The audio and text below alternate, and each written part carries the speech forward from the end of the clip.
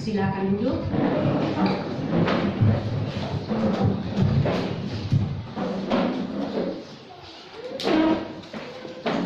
Shalom.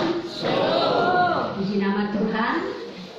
Luar biasa kita boleh datang lagi untuk beribadah kepada Tuhan. Kita boleh menyatukan waktu, pikiran di tempat yang sama untuk belajar kebenaran firman Tuhan.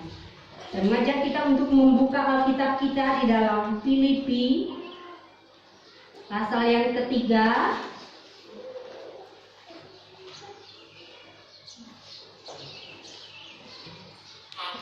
Filipi pasal yang ketiga ayat 7 hingga ayat yang ke-11.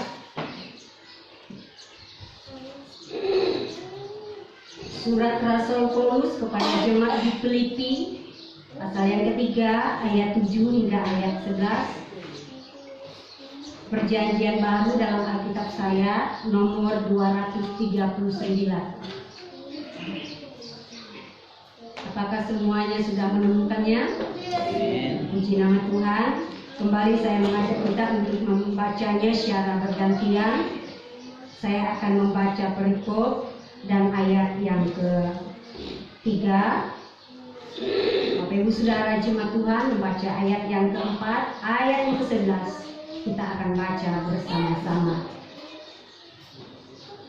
Kebenaran firman Tuhan terdapat di dalam Filipi pasal 3 ayat 7 hingga ayat yang ke-11.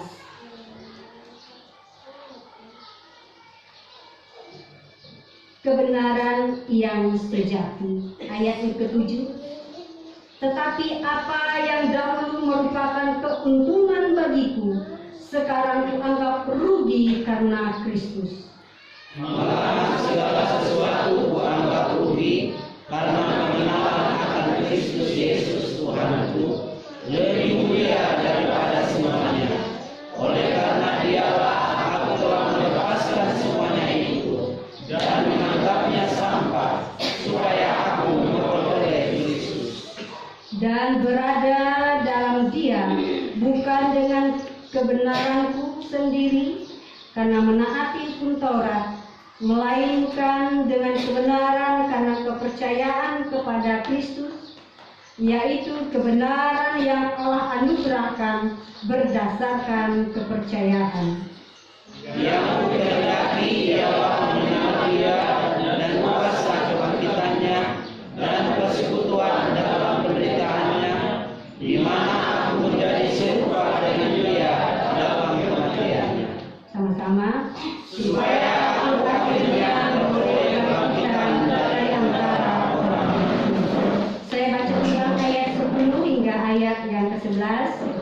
Yang kukehendaki ialah mengenal Dia dan kuasa kebangkitannya dan persekutuan dalam penderitaannya, di mana aku menjadi serupa dengan Dia dalam kematiannya, supaya aku akhirnya beroleh kebangkitan dari antara orang mati. Amin. Puji nama Tuhan untuk kebenaran firman Tuhan yang boleh berbicara kepada kita pada saat ini. Nah, pembacaan kita menerangkan dan menegaskan bahwa inilah kerinduan daripada Rasul Paulus, ingin menjadi serupa dengan Yesus Kristus, baik dari segi karakter, baik dari segi kerohanian, yang ingin hidup bersama-sama dengan Yesus, yang ialah Tuhan, yang ialah Allah, yang sudah menyelamatkan dia, menolong dia, dan mengasihi dia. Bapak Ibu Saudara yang dikasihi di dalam Yesus Kristus, pada hari ini kita akan membahas satu tema, yaitu mengalami kuasa kebangkitan Kristus. Mengalami kuasa kebangkitan Kristus.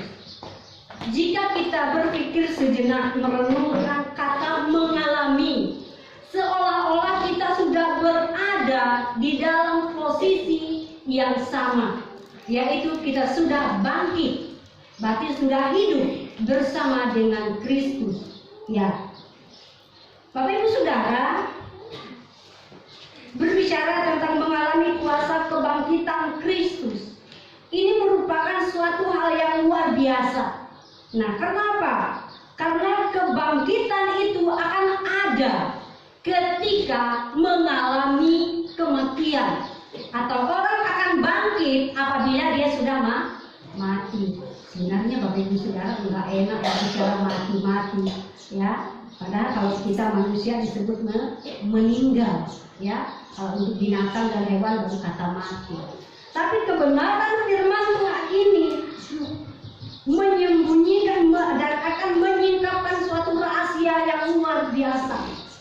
Mengapa kata mati harus kita nyatakan? Karena itulah yang membuat hidup kita jauh daripada Allah. Bukan berbicara tentang mati fisik, tapi mati rohani yang tidak hidup seperti yang Allah inginkan.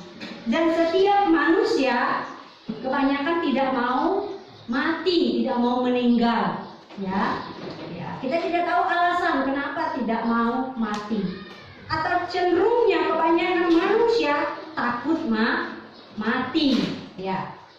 Kalau berbicara tentang mati, kita tentu ingat dengan orang tua. Salah satu contoh konkret adalah mama saya, mungkin sekarang sudah usia di 90 tahun ke atas. Dia masih kuat dan sehat di Tuhan. Dia mengatakan begini, melihat ada keponakannya, melihat ada temannya, melihat, merasakan besannya, seusianya yang sudah banyak meninggal, dia mengatakan begini, Tuhan, kapan saya meninggal? Orang yang seusia dengan saya sudah pada pergi, sudah pada pulang. Saya boleh memutuskan Bapak Ibu bahwa mama saya tidak takut mati. Tapi ketika saya ingat di beberapa puluh tahun yang lalu ketika masih kuliah, sebelum kami masuk dalam praktik pelayanan, Bapak Pendeta yang akan mengutus kami sekaligus membawa firman Tuhan kepada kami mengatakan, di antara kalian yang 9 ini, saya melihat bahwa ada persoalan yang sungguh besar. Salah satunya lewat. Setelah itu kami membahas, Bapak, kenapa bicara seperti itu? Kata teman-teman yang lain. Saya belum mau mati, saya belum selesai juga kuliah, belum juga menikah, belum juga kawin. Nah, tapi apa yang terjadi 2 bulan masuk pelayanan, dia kecelakaan, terlempar dari dandrak, dia langsung meninggal. Mulut boleh berbicara, saya tidak mau mati. Tapi jika itu sudah dikehendaki oleh Allah yang berotoritas, yang memiliki kuasa menciptakan, menjadikan, dia juga yang berhak untuk mengambil. Bapak Ibu Saudara, ada juga yang kita ketahui bahwa dalam sebuah berita di media online diinformasikan bahwa ada satu negara yang sedang bereksperimen membangkitkan mayat. Di sana sudah ada laboratoriumnya, sudah ada 7 mayat di dalamnya yang dibekukan di bawah 0 derajat Celcius. Mayat itu sedang diteliti apakah suatu saat dapat dibangkitkan atau hidup kembali. Tidak sedikit orang yang sudah mulai bertanya-tanya dan berani berinvestasi. Kalau mati, mereka percaya bisa dibangkitkan. Ini bagian dari upaya manusia menghindari kematian. Kalau kita sakit, kita pergi berobat, mengusahakan supaya tidak langsung mati, bukan? Mau berani tidak berani, kita harus mengakui itu.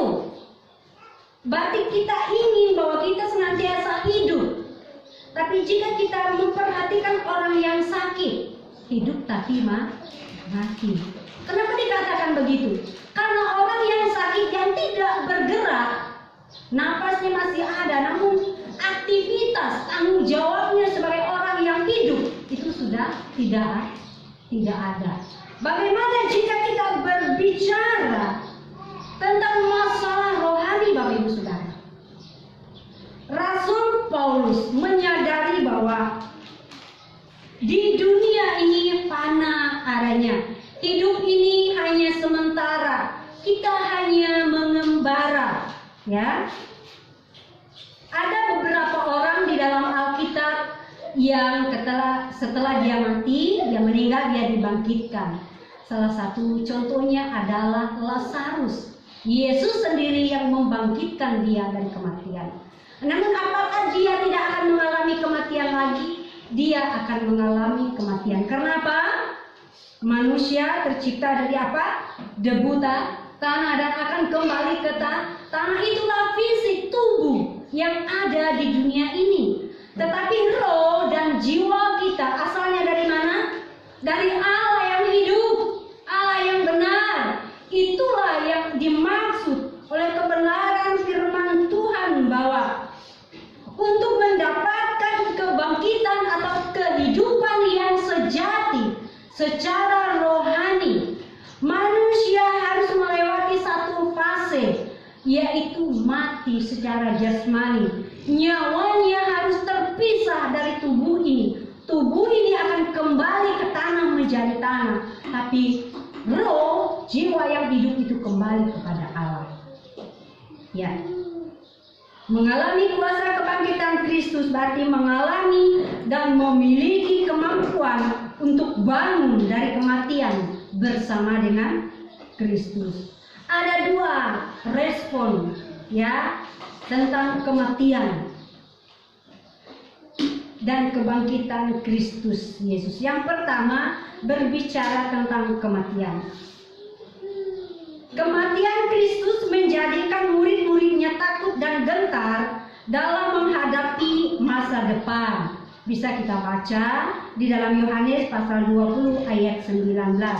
Sedangkan bagi orang-orang yang menyalibkan Yesus, kematian Yesus Kristus menimbulkan kegembiraan. Karena apa? Tidak ada lagi yang menjadi saingan mereka.